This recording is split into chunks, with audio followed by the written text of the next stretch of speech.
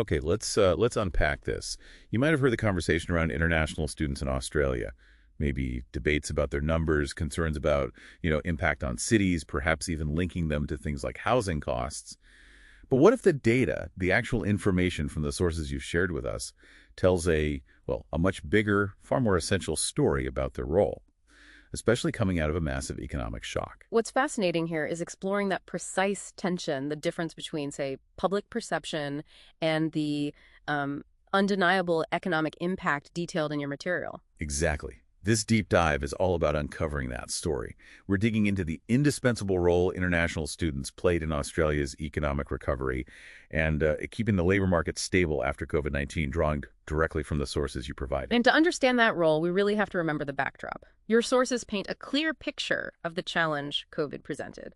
Australia's economy, well, it officially went into recession. We saw a record 7% drop in GDP in the June 2020 quarter. 7%, wow. Yeah, which led to a 1.1% fall for the entire year. A serious hit then. And as you'd expect, sectors that relied heavily on international movement, like education and tourism, were hit hardest by the border closures and restrictions. Definitely. Government stimulus certainly helped soften the blow, which is important context, but the international education sector itself faced a profound crisis. Right. And here's where it gets really interesting, according to your sources. Despite that initial severe impact, its subsequent recovery wasn't just impressive. The data reveals it was absolutely central to the national rebound. In fact, it was instrumental in averting a deeper or, longer downturn. And this isn't exactly a new phenomenon, is it? International education has a long history as a major economic contributor in Australia, going back decades. Absolutely.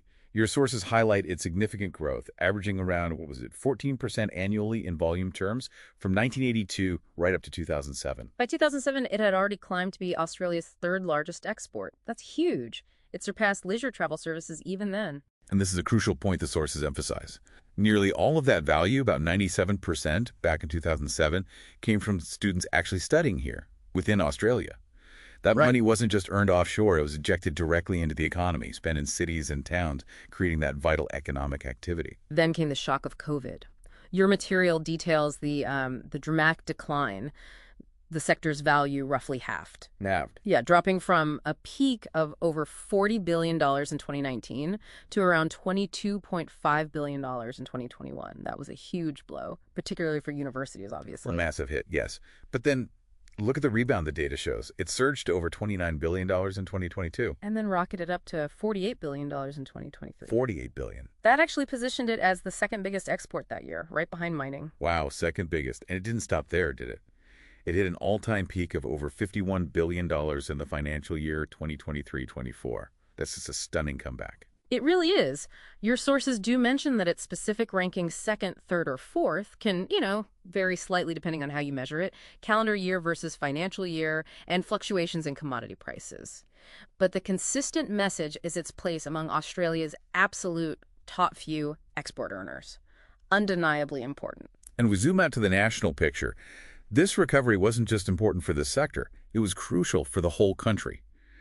Universities Australia, cited in your sources, has a truly striking data point. They state international education drove half of Australia's economic growth in 2023. Half, contributing 0.8 percentage points to the total 1.5% recovery. Half of the national growth coming from this one sector's recovery. That's incredibly significant. It is. And the sources go even further, stating that the sector almost single-handedly kept us out of recession in 2023. That's powerful language. It's powerful, direct language right from your material. It really highlights how vital its rapid post-COVID return was to the overall Australian economic performance and resilience. But the economic contribution isn't just about the big picture GDP numbers or, the tuition fees. Your sources break down how students actually spend their money, revealing a much wider ripple effect across the economy. Yes, exactly. It's not just university fees. The majority of what international students spend goes into the broader economy on goods and services. Back in 2007, 61% was spent on things like food, accommodation, transport, entertainment. Even during the disruption of 2020, over half went to these areas. And the latest figures really underscore this.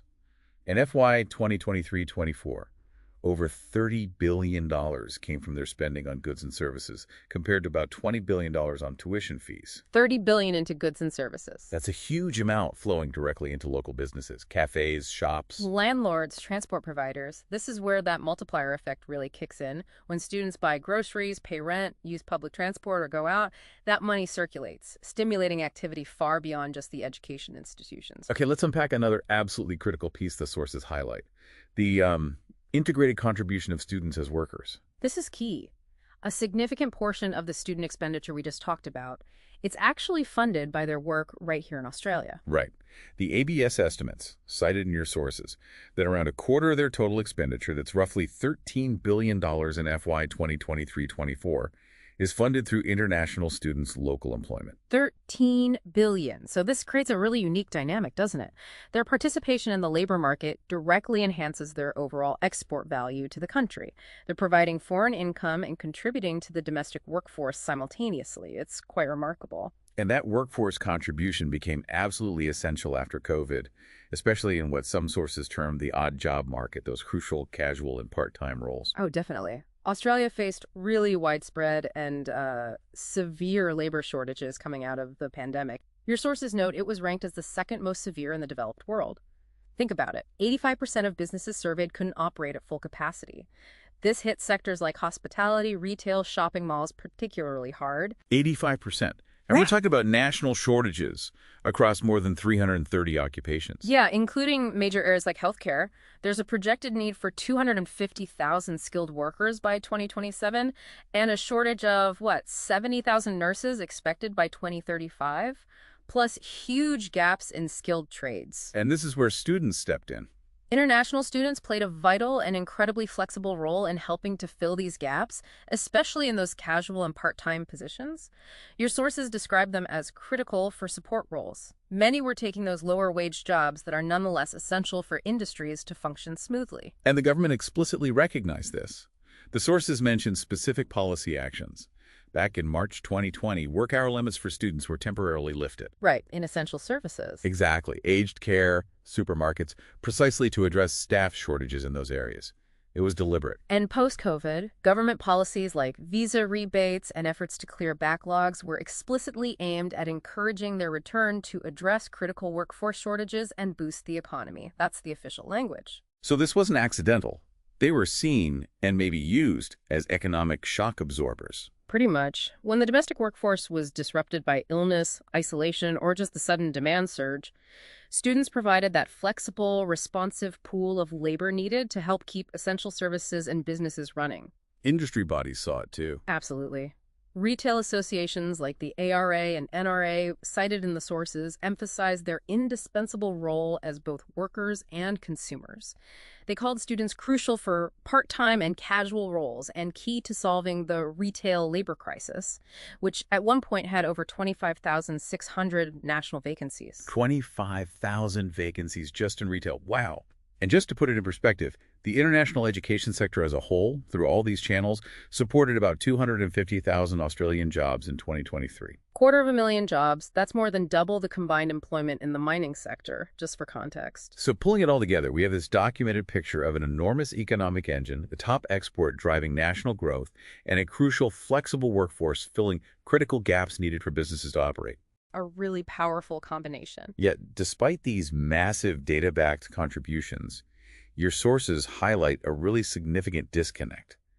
The media narratives and often negative public perceptions international students frequently face. And this contrast raises a really important question, doesn't it, about how the public conversation aligns, or maybe doesn't align, with these economic realities documented in the data. One of the most common narratives widely reported in your sources is blaming international students for the housing crisis, suggesting they contribute significantly to rising costs and the rental crunch. We've even heard politicians, including the treasurer, according to the sources, make similar suggestions. Yes, that narrative is definitely out there. However, the research presented in your sources offers a very different perspective. A UNISA study covering 7 years, from 2017 to 2024, found no statistical relationship between international student numbers and the housing crisis. It explicitly stated they are not the culprits and only a small part of a much larger problem. And get this, the study found that when other factors are controlled for, an increase of 10,000 students actually corresponded with a $1 decrease in weekly rents. A decrease, which directly challenges that common narrative. It really has. And data from the Student Accommodation Council, also cited, shows international students make up only about 6% of renters nationally. And nearly 40% of them live in student-specific housing, purpose-built stuff, so they're not even competing in the general rental market to the extent people might think. Your sources conclude the housing crisis is driven by very complicated macro-level socioeconomic reasons, not primarily student numbers. It's important, as you say, to present these different findings neutrally, just reporting what's in the source material we have. Exactly. And similarly, another narrative often seen in media and political rhetoric frames students as economic threats, implying they take jobs from domestic workers. Right, the job competition argument. And this stands in, well, sharp contrast to the reality we just discussed, the documented severe labor shortages across the country, especially in hospitality, retail, and aged care. Your sources show students are actually crucial for filling those documented gaps, not competing for jobs where there are already too few workers. Again, we're just laying out the different claims and the counter-evidence found in your sources without taking a side. Your sources also touch on other negative portrayals, don't they? Misrepresentations of English proficiency, blaming them for declining university standards, contributing to what's called discursive exclusion. Yeah, essentially being talked about in ways that marginalize them, and a broader characterization that reduces them to being temporary, expendable, or invisible, sometimes seen as commodified, valued only for their fees, but then marginalized as the excluded other. Your source even mentioned direct experiences of racism, like being spat at or told to go back home. Really awful stuff. And the impact of messaging here is significant, isn't it? The sources note how things like the Prime Minister suggesting students go home during the pandemic damaged Australia's reputation and affected students' sense of belonging. And policy changes, like increasing visa fees, can send contradictory messages about how valued they really are, despite their economic contributions. Absolutely. And research cited from the ANU highlights just how powerful media narratives can be. They can often be more effective than facts in shaping public opinion. Negative immigration stories, specifically, have been shown to reduce public support for migration. This really underscores the critical need for impartial reporting and, looking at the underlying data. It really does. And your sources do mention efforts to counter these dominant narratives. We see studies refuting the housing blame, industry bodies like Universities Australia highlighting the massive economic contributions, GDP, jobs, and so on. And importantly, students themselves are using platforms the film Phoenix has mentioned to share their lived experiences and challenge those often flat, negative portrayals. They're advocating for recognition not just as economic units, but as equals, colleagues, neighbors, vital members of the community. So what does all this mean for you, the listener? Why have we gone through all this detail? Well, understanding this deep dive is valuable because it equips you to cut through that noise, the conflicting information and common misconceptions about a really major economic and social group in Australia. It gives you a fact-based understanding of how different parts of the economy are genuinely interconnected, how migration plays a significant role. And perhaps most importantly, it demonstrates how looking at the data can fundamentally challenge widespread narratives often amplified in public discourse. It encourages a more informed, nuanced perspective beyond simple blame or credit, rooted in the evidence from the sources you've explored. Okay, so to wrap up this deep dive, based on your sources, the evidence seems pretty clear. International students are an absolute powerhouse for the Australian economy. They function as a massive export industry, injecting billions through tuition and widespread spending on goods and services, creating a huge multiplier effect across diverse local businesses. And critically, they were a crucial, flexible labor force, acting as vital shock absorbers during periods of severe labor shortages post-COVID. Their role in filling critical gaps in sectors like hospitality, retail, and healthcare was essential for keeping the economy functioning and supporting hundreds of thousands of Australian jobs. The striking contrast, as your sources repeatedly highlight, is between these massive data-backed economic realities and the prevalent, often negative public and media narratives that frequently misrepresent their role. They are often scapegoated for issues like housing or job competition, despite the documented data showing their positive contributions and the complex, multifaceted nature of those problems. Yeah, and your sources conclude that aligning policy and public discourse with these economic realities isn't just about fairness, it's vital for building a more stable, resilient, and inclusive Australian economy. And frankly, for maintaining Australia's global competitiveness as an attractive study destination. So here's a final thought for you to ponder, pulling from everything we've discussed today. Given this documented gap between the hard economic data on international students' contributions and the public narrative surrounding them, how can we, as individuals consuming information, better equip ourselves to evaluate complex issues like migration and the economy? How do we ensure we are informed by evidence and multiple perspectives rather than being easily swayed by potentially misleading or emotionally charged portrayals? Something to think about.